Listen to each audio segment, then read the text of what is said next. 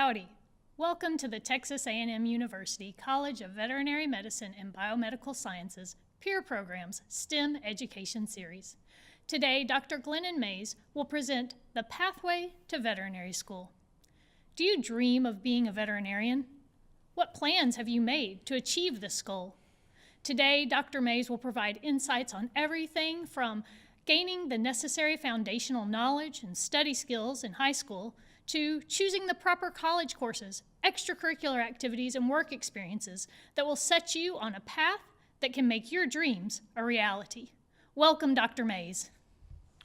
Good morning, Tori. Thank you. It's a privilege and a pleasure to be here to visit with the audience about the pathway to veterinary school. And I wanted to disclose that I don't want to mislead anyone that this title on this presentation is the one and only pathway to veterinary school. There are many, many avenues, of course, and depending on the applicant's background, their strengths, their experiences, and so forth, will be brought out through the application process. So each applicant not necessarily comes on the same exact pathway. But again, thank you for listening and tuning in. Welcome questions, of course, throughout the presentation. I'd like for this to be an interactive discussion as much as is possible in our time limits and our constraints. So to begin with, I thought I would share just a little bit about my career background. I do come from a rural background in Central Texas. I attended Texas A&M University as an undergraduate. I was admitted into the College of Veterinary Medicine and graduated with a DVM degree in 1976. My career pathway began in private practice. I am particularly drawn to the variety that is associated with mixed animal practice career pathways. Some of my, acquired and developed interest in that professional career pathway include things like clinical toxicology, infectious diseases of multiple species, livestock production medicine, certainly companion animal medicine. And I think also intriguing is transitioning from an individual animal's problems, perhaps how that disseminates into a population or a herd dynamic as well. I was in private practice until 2008, where I responded to an opportunity to come to Texas A&M College of Veterinary Medicine and assume a clinical teaching role. I have been engaged in that clinical role since that time period until this past January, when I have now assumed a different role entitled as the Director of Recruitment and Student Services. So that's enough about me. Let's get on with the discussion. So here's some tips for some interested high school students that might be focused on, or at least curious if they are truly interested in the veterinary profession. Recommended college preparation courses at the high school level would be a year each of chemistry, biology, and physics. I would encourage you to chat with parents, counselors, other people that you consider worthy mentors in your high school education process to help you make decisions on these courses as you go through your high school curriculum. At least a semester each of algebra, geometry, and calculus. Core subjects certainly like English, social studies, history, and so forth will help prepare you, the student, at the high school level for deeper studies in these same or similar topics and courses at the college level. Develop strong academic and study skills in high school because college students generally are expected to learn a little bit more independently and on their own than oftentimes is the methodology with high school learning. I might mention also, it's not a bad idea to, whatever your career focus is, even if it's something other than veterinary medicine, write that on a sticky note. Maybe this is dating me a little bit, but put that sticky note on your bathroom mirror, on the refrigerator door, on your phone, on whatever device or wherever you're frequently going to come in contact, and visually remind yourself of whatever your goal might be. You're going to have opportunities, particularly at the college level. I mentioned independent learning. Sometimes with that independent learning comes some challenges as far as time management goes. And speaking of that, for some high school students, taking an accelerated class, advanced placement, international baccalaureate classes, dual credit classes, and performing well in those classes is a leg up, if you will, for their career pathway.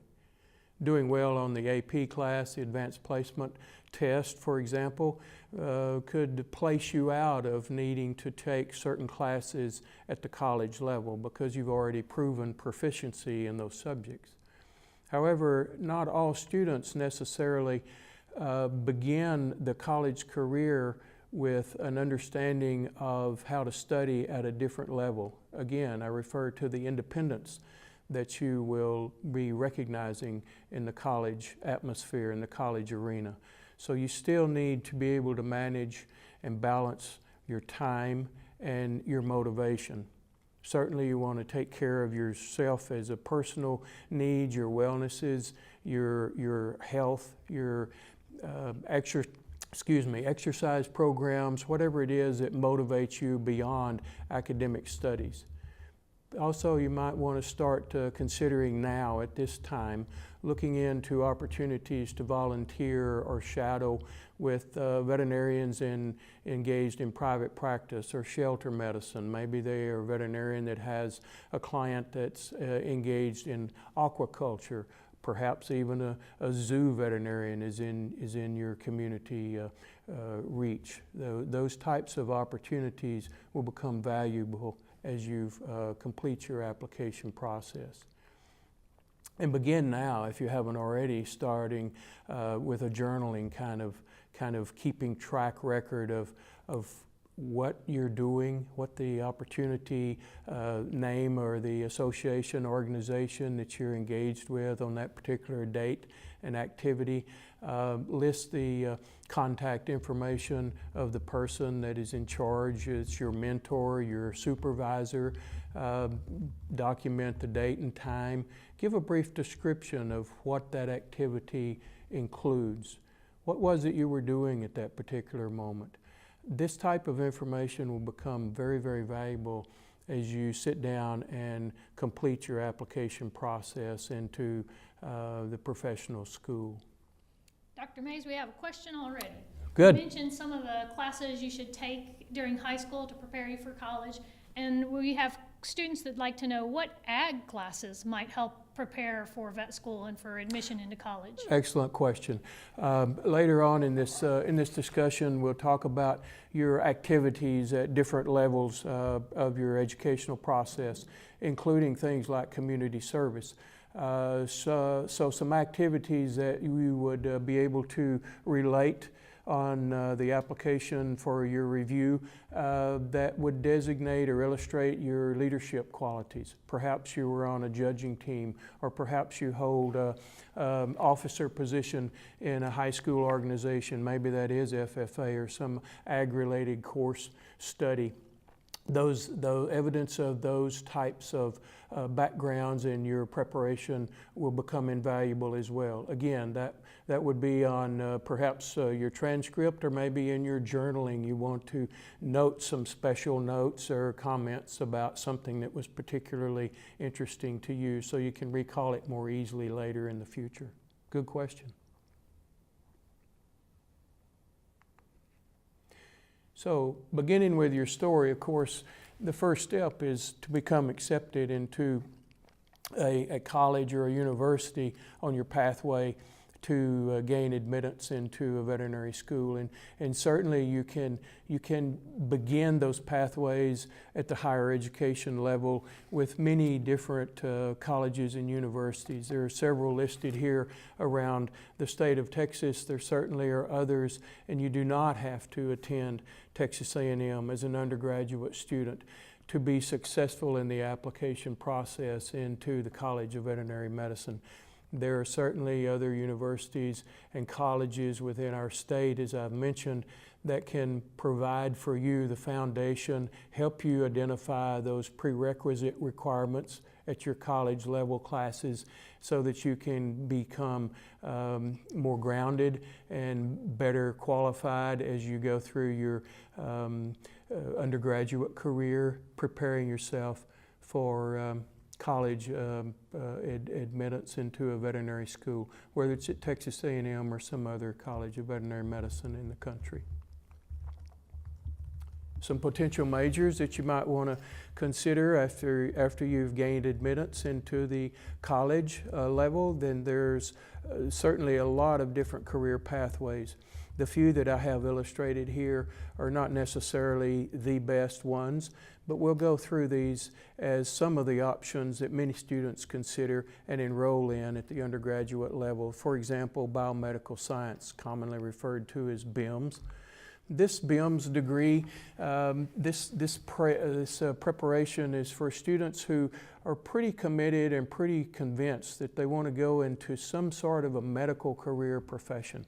And that might be a medical career itself, whether it's human or veterinary. It might be a dental career. It could be pharmacy, optometry, some other health-related fields. Students will take the prerequisites in the curriculum of the BIMS degree that are necessary to enter into any of these professional healthcare occupation schools. Then another option many students take or choose to go is in the animal science route. The question already referenced about animal science studies at the high school level. Perhaps your interest, you want to continue that at the collegiate level as well.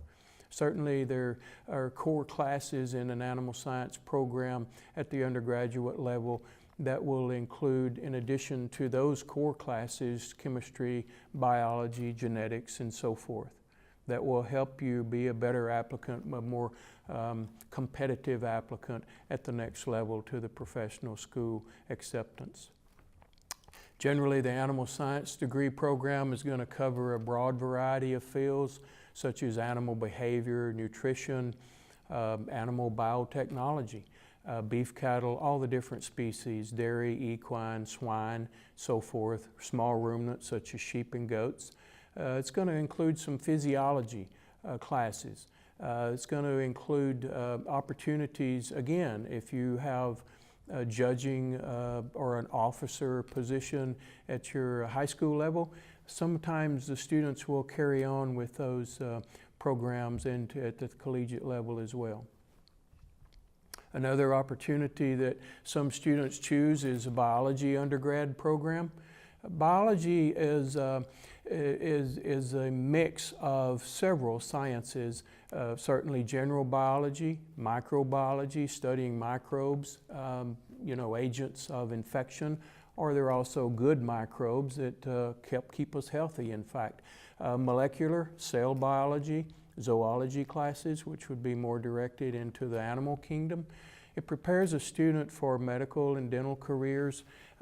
Also, perhaps if that process reveals to the student that maybe they're not interested, after all, in a healthcare related field. Perhaps they've found another passion in the field of law or architecture, engineering, business management. A biology degree might help an attorney in the future prepare documents for a client who has a focus in sciences or biology. Perhaps an architect that came from a biology background would better understand the needs for building structures that are related to laboratory use, for example. So a lot of our students do choose a biology undergrad degree program. But certainly there are other options. You don't have to have a science major as far as your undergrad degree goes. As long as the prerequisite requirements, the courses that are determined to be prerequisite, applicants must complete those listed courses, and I'll visit with those courses with you in just a few minutes. But those prerequisites, regardless of your field of study at the undergraduate level, must be completed, and they're critical that you do that. But primarily, you need to pick something that you're interested in. If you're interested in it, you're probably going to apply yourself more with more passion, with more interest, with more enthusiasm than if it's a career that you think is going to improve your chances for admittance into professional school later, but you're not really that excited about it. Many science majors provide opportunities to participate in research avenues, working with animals for a veterinarian. Again, that's just an option. It doesn't necessarily make it right for you as an individual. Dr. Mays, we have a couple more questions. Excellent. Alrighty. The first one is, they'd like to know what number of hours you would recommend them take during a semester of college work. Very good question, and I'll address that in a few moments, but generically speaking, I think most counselors would agree that a 15-hour load is considered a fairly basic load. There are students that take more hours than that. There are students that take a few less hours than that, given any type of particular circumstances in that individual's career pathway. 15 hours at a college level is considered a substantial, but not necessarily an overload. But yes, very good question. And I'll address that again just in another few slides. Thank you for the question. And then we have one more, and Sure. it's concerning biomedical science versus animal science. They're kind of looking at the differences there. And they want to know, does biomedical sciences offer an opportunity to work with animals? And does animal science provide the rigor to prepare you for veterinary school? So the short answer to both questions, very good questions, very appropriate questions. The short answer would be yes. And then I'm going to follow that with, it depends. And what I mean by it depends is this.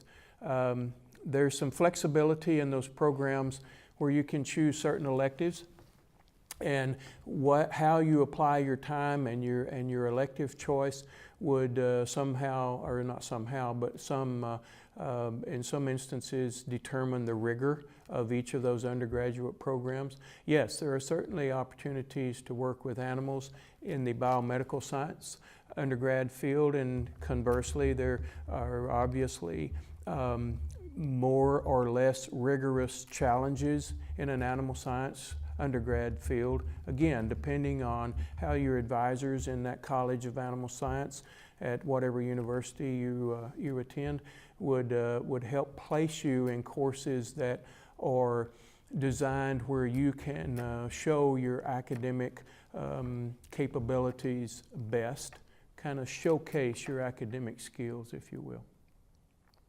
Anything else, Tori? That'll do it for now. Oh, good. Okay. So there are admissions websites, certainly at Texas A&M and other colleges and universities around our state and throughout the country, of course. That includes various links to the requirements for applying, tips how to prepare your application and to help you be successful into the admission of undergraduate school. Here's the question referencing the number of hours to take. It's generally considered that again a course load of 15 hours is sort of the minimum threshold. Nothing wrong necessarily with a student who chooses to not dive right into the water perhaps that deeply, with taking a little bit less challenging course, a number of hours of freshman courses.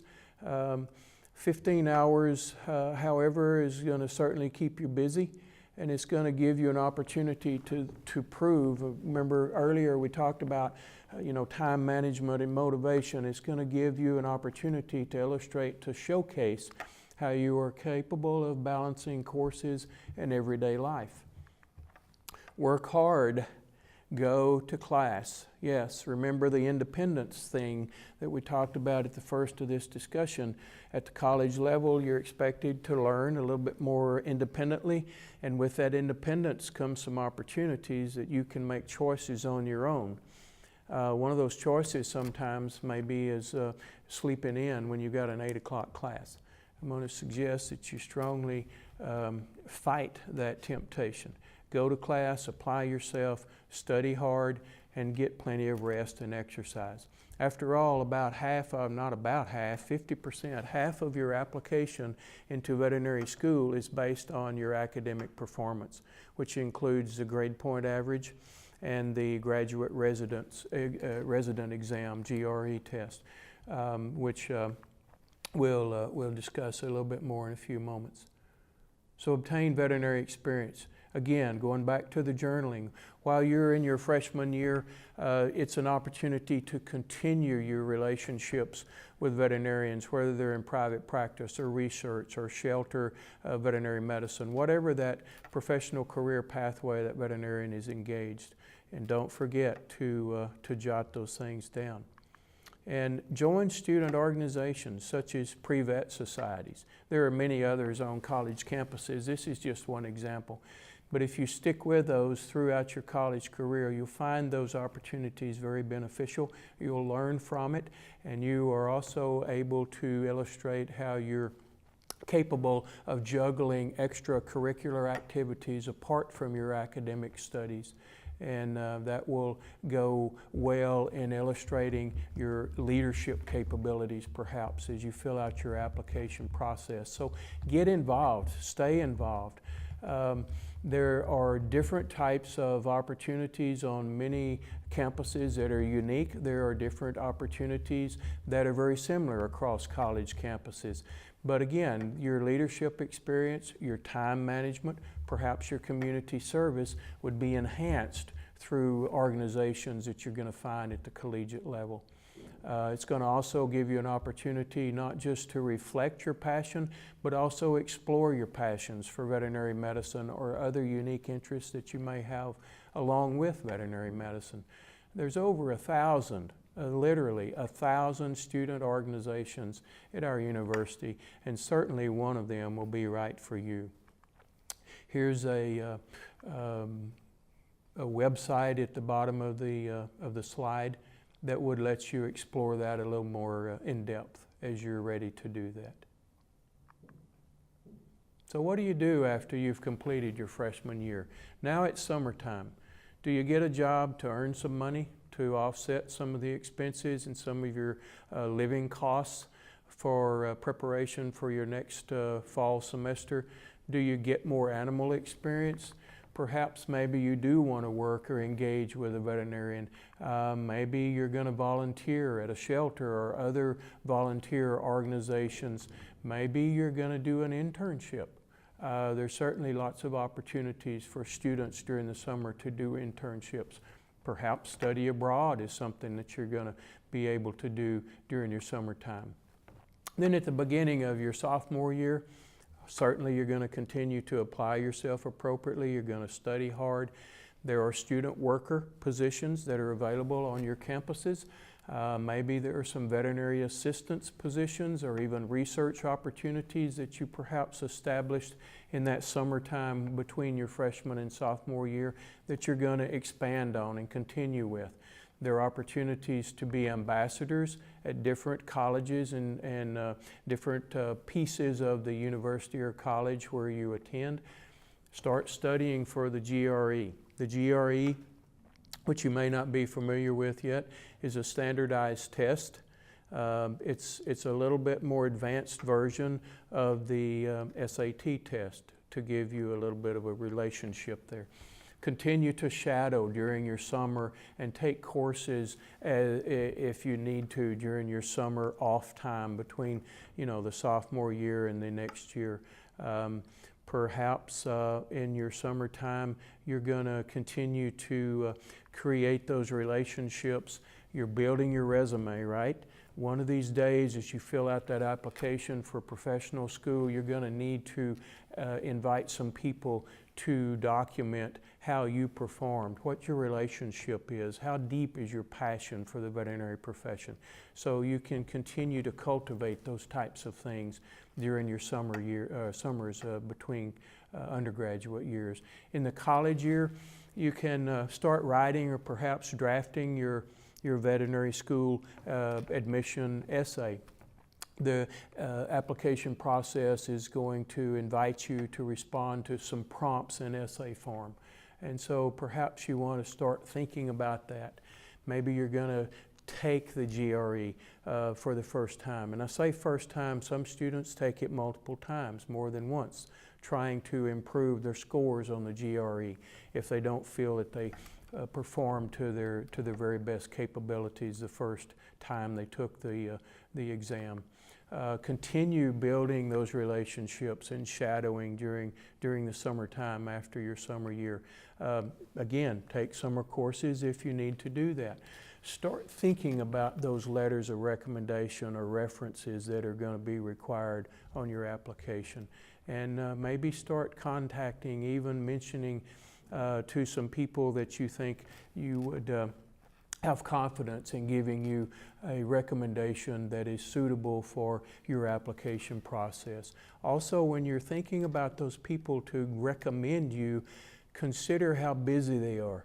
They may be an excellent source of reference for you, and they may be busy enough that it's very challenging for them to fit that into their activities and their other commitments. So think about those things as well when you're considering inviting people to be your reference.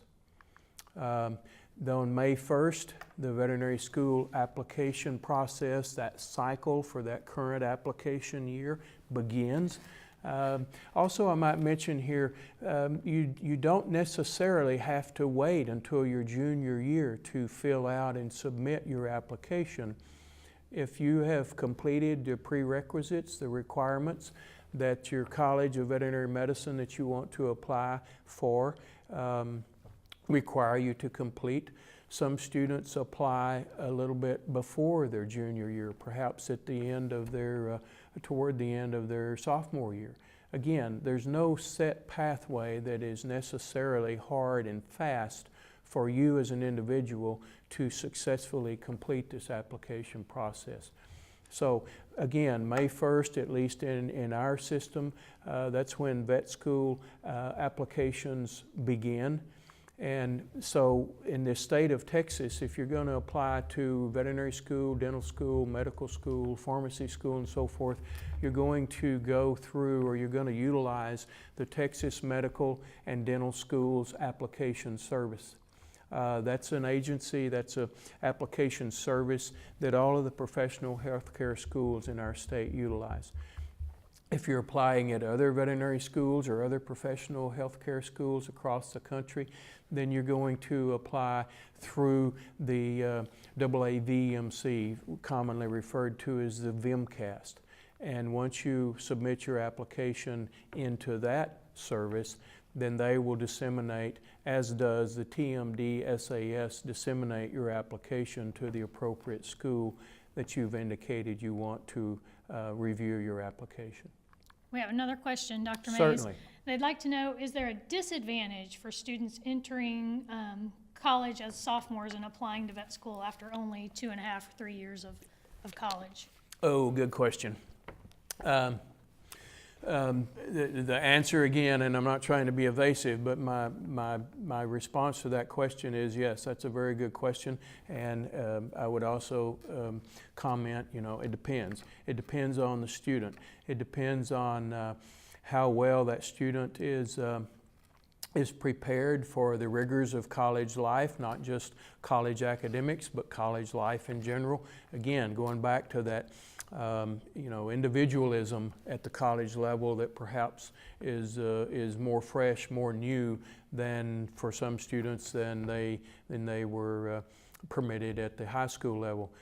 Some students can do that quite well, and some students maybe are going to struggle with that opportunity. So I would encourage you, again, I'm not trying to avoid your question. I would be able to maybe more directly respond to that individual who's asking that if I knew more about that individual's background, pathway, and so forth. So it's entirely possible to become overwhelmed through any stage of this process that we're discussing today.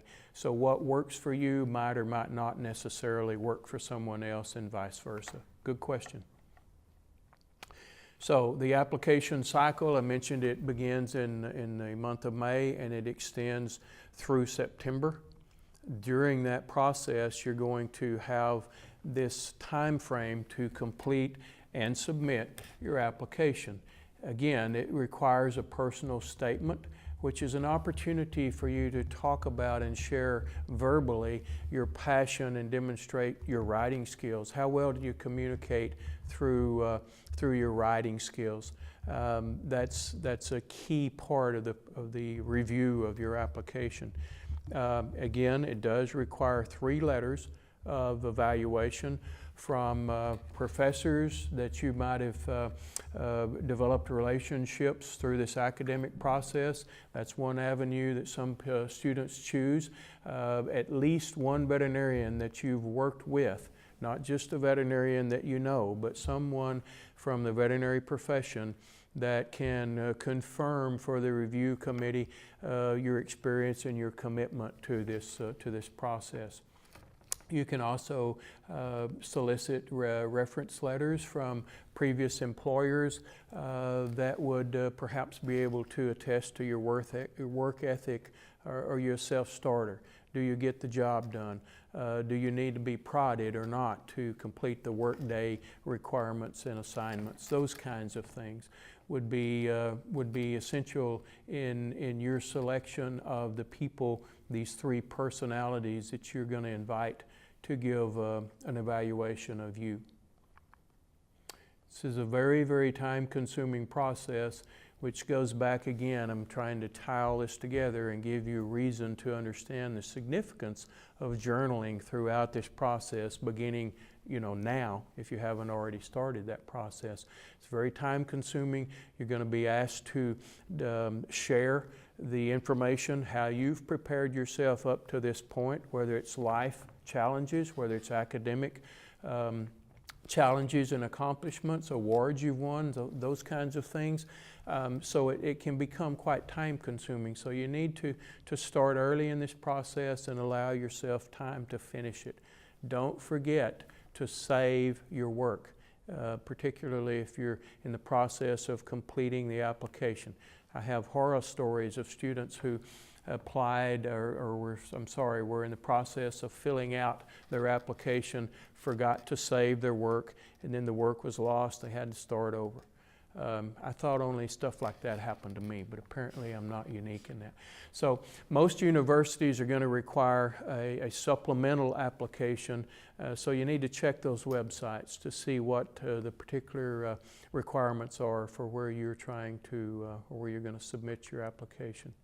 So talking about eligibility, that's easy for me to say some days, not this morning. So the minimum requirements for students to be eligible to apply to the veterinary school at Texas A&M must have a minimum GPA, overall GPA of a 2.9. That may or may not translate to a meaningful piece of information at this moment in time in your high school career, but you will understand, and certainly there are people, mentors, parents, whatever, that can explain that to you better. So a minimum overall GPA of a 2.9, and then a 3.1 minimum for the last 45 hours of your college work, of your undergraduate work. Enrollment in the class of the College of Veterinary Medicine is limited. It's a very competitive, of course, process. Currently at Texas A&M, we're increasing our incoming freshman class size. It's been increasing incrementally over the past couple of years, and our goal would be somewhere around 160 students into the freshman class as incoming professional veterinary students. You must have completed all of the prerequisite courses at the end of the spring semester that you are applying in. In other words, if you're going to apply and submit your application in the year of 2019, next year for example, which isn't going to apply to this audience, but you would need to have completed all of those college courses that are prerequisites before the end of the spring semester. So that's something, of course, it's outlined on the website. It may not be something that you're going to tuck away and remember at this point in time, but you will you'll be reminded of that in the future. Eligibility, you need to be able to illustrate your knowledge and experience in working with animals and veterinarians, and then certainly you need to have taken and completed the graduate record examination, the GRE. Here are a listing of this slide and the next one have the prerequisite requirements as far as Texas A&M is concerned when you apply to the College of Veterinary Medicine. They're listed here on this slide, and as I said, the next one. Here's a website that would also would refer you to for future reference. Occasionally these requirements, these prerequisites will be massaged or changed a little bit as the process is reviewed by the admissions committee. But this is the current list of the requirements for students that are interested in applying to veterinary school at the Texas A&M University. So again, the website would illustrate these courses for you when you want to refer to that. So again, in the senior year of your undergraduate career, if you're still completing your undergraduate degree, October the 1st, again, I've mentioned, but that's when the vet school application process comes to a close for that particular year's cycle. Still, your GPA is important. It still counts. It's still significant. You need to maintain those study habits. During the winter time, you the applicant, if you're successful in advancing to the interview round, at least at Texas A&M, you're going to receive an invitation to interview, which would occur the following January. In our selections process, we use what's referred to as a multiple mini interview, MMI. There are other colleges, vet schools that don't use an interview process at all. Some colleges or veterinary schools use more of a conventional interview process. The MMI, there's opportunity to have a whole complete discussion on that, but briefly, the multiple mini interview process we feel like allows us to invite and include veterinarians from other professional career pathways. Maybe they're in private practice, maybe they're in regulatory, veterinary medicine, public health, whatever, to participate in those interviews in addition to faculty members that are located at the College of Veterinary Medicine. So anyway, to move on with the bullet points there, you can certainly practice or polish your interview skills through some mock interviews, perhaps in your undergraduate college. They will host or hold some mock interviews for the applicants to practice with. You want to dress in business professional attire whenever you attend your interview, regardless of the type of interview process that you're participating in. In the springtime, acceptance letters, invitations to join the next freshman class of the College of Veterinary Medicine. Usually the springtime, not usually, that's when the springtime letters go out. And then in May, of course, your senior year, your undergraduate year, many students will be graduating from their undergraduate courses. We have a question again. Good. You've Awesome. given us a great overview of things to prepare for vet school, and they'd like to know, is there anything specific that you should do to prepare for vet school studies in small animal medicine, large animal medicine, exotics, any of those different specialty areas or interests? Sure. Whatever your passion is, again, what are you interested in or what do you think you're interested in? As much as anything, figuring out what it is that you're truly focused on, what your interests are, where your passions lie. It's also advantageous sometimes to figure out what you don't like. And so be as broad as you possibly can within your community, within your location. within the opportunities that you have available to you. You know, it's a buffet out there. You can sample a little bit from different aspects of the veterinary profession, and it's an opportunity for you to decide that, yes, I really want to know more about this, or I tried that out and I didn't really like the way it tasted, so I'm gonna go on to something else. As far as the preparation for the small animal, large animal, mixed animal, exotic, so forth, I think that, again, that's gonna vary a little bit. It's gonna depend a little bit on the individual person, the applicant's you know, focus, whatever it is that you're particularly intrigued with or interested in, want to know more about, as well as what are the opportunities that you have to explore those fields of interest within where you're living, where you're located. Maybe that's an opportunity, if you have the opportunity to do so, maybe that's a chance to do some study abroad, or go visit some relatives that live in another locale that have some opportunities that you've discovered with a veterinary profession that maybe aren't that accessible where you live. Those kinds of things. Let your imaginator run wild as far as trying to give yourself the best opportunity to gain as much experience in the many facets of the veterinary profession as possible. The selection procedure, the selections committee going on with that process will consider the following when evaluating the applications from all the students interested in veterinary school. Certainly the academic performance, the GPA again, and the GRE, mentioned that before. Professional preparation, how it goes back to that, you know, college hour load. How rigorous were your classes that you took? How well did you perform in those classes or those courses that are historically considered to be a little tougher? What's your grades in those classes? Certainly the science GPA would fall into that kind of a consideration as well. What's your veterinary and animal experience? How does that shape up? What does it look like you've been investing your time with to gain experience in the veterinary profession? Again, I mentioned the variety of many choices in the veterinary profession. Do you illustrate variety and an understanding of different aspects of the veterinary profession, different career pathways? Or have you just simply been, not that there's anything wrong with it, but maybe your focus is on small animal exclusive type application and time investment while you've been accruing these hours of exposure?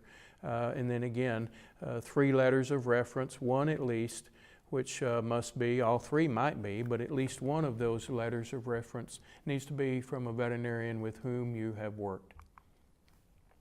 You can certainly check the following websites listed there for more details. And again, as the process advances and you get more nearing the time of the application or the selections process, then these websites are going to be something that you're going to want to visit for sure. But go ahead and visit them earlier so you get more prepared, more understanding of the process.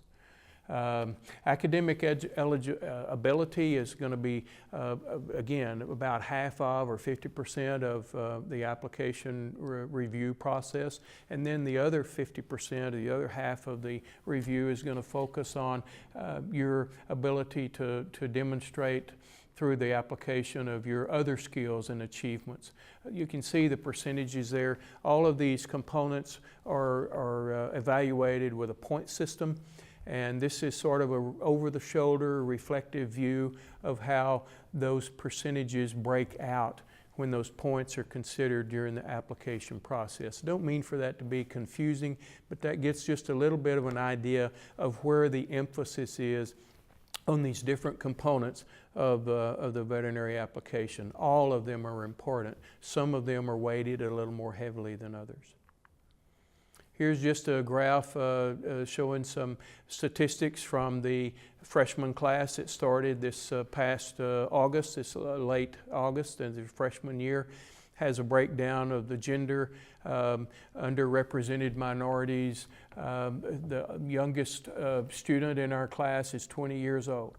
The oldest is 46. It's not unusual for students to have second or even third career choices and decide to come into the veterinary profession. I mentioned the overall GPA minimum of 2.9. You can certainly see that the average GPA, overall GPA, is higher than that. Certainly the science GPA, that's an average of the incoming class, is higher than the minimum of 3.10. So all of this leads up to veterinary school.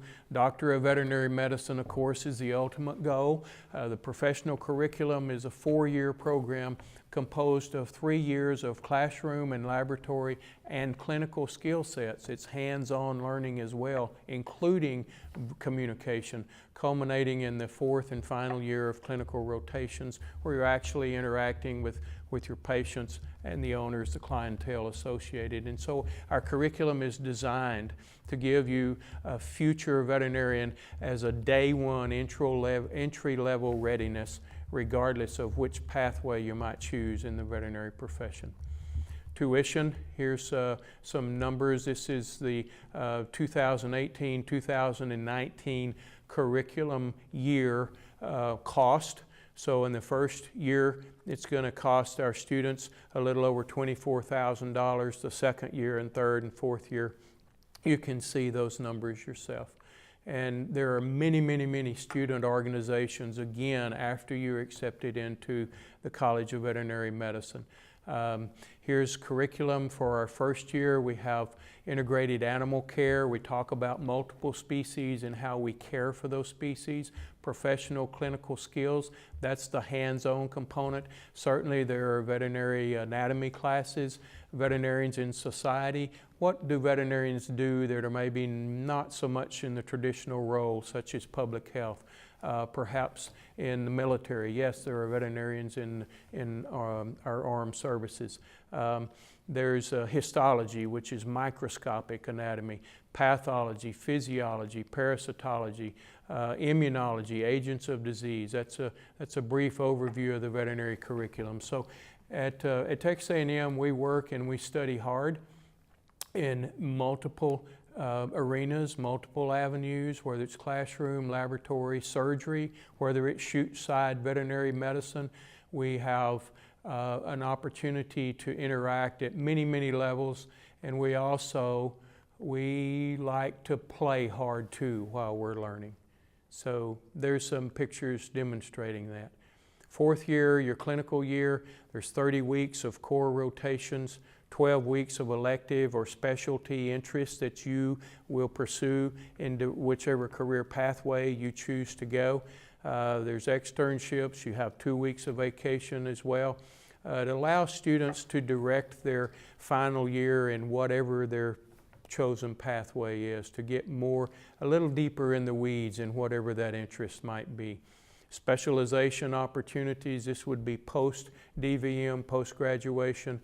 If you want to specialize in surgery or radiology, oncology, whatever those ologies are that you find a deep passion for while you're in your professional curriculum, there's opportunities to specialize in those career pathways. Here's a list of the numerous specializations in the veterinary profession. And with that, I'll wind up and ask for more questions if there are any. We do have one question so Good. far, and that is, what percentage of students successfully complete veterinary school? Oh, very, very good question. Thank you for that. I don't know a national average. I can speak to Texas A&M, our college, pretty recently. The completion rate is very, very high.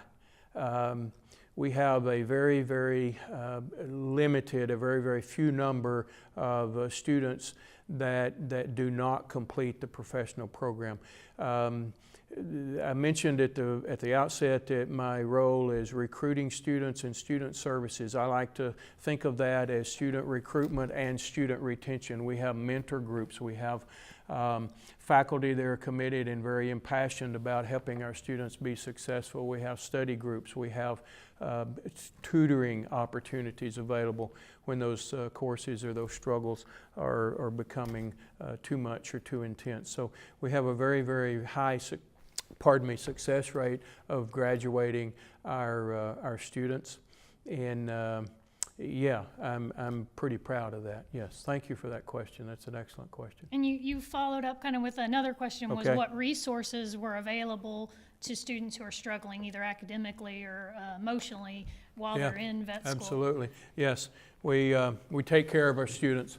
I alluded to earlier about the wellness. When you get into that undergrad program and certainly beyond, wellness, your personal health, your personal well-being, whether that's physical, emotional, psychological, whatever that is, those types of interests are very paramount, and they are definitely in our focus. We have 2 full-time counselors on our faculty at the College of Veterinary Medicine. We have a wellness room. We have an exercise room. That wellness room has different exercise opportunities. There are yoga classes, for example. That is a very, very important and significant piece of the college experience with our professional students. Great question. Thank you. All right. Well, unfortunately, that's about all the time we have for today, so we're going to wrap up. We thank you so much, Dr. Mays, for being here with us today. We hope that he has helped you get on that pathway and pursue your dreams and your goals of being a veterinarian. If you have other questions or want to learn more about preparing for veterinary school or other aspects of veterinary medicine or STEM-related materials, you can look at our website. It's peer.tamu.edu. In addition, this presentation will be uploaded to our YouTube channel within the week, and you can look at some of those links Dr. Mays had on this PowerPoint. So until then, we look forward to seeing you next time when Dr. Adams will be talking to us about precision medicine. Thanks for joining us, and have a great weekend.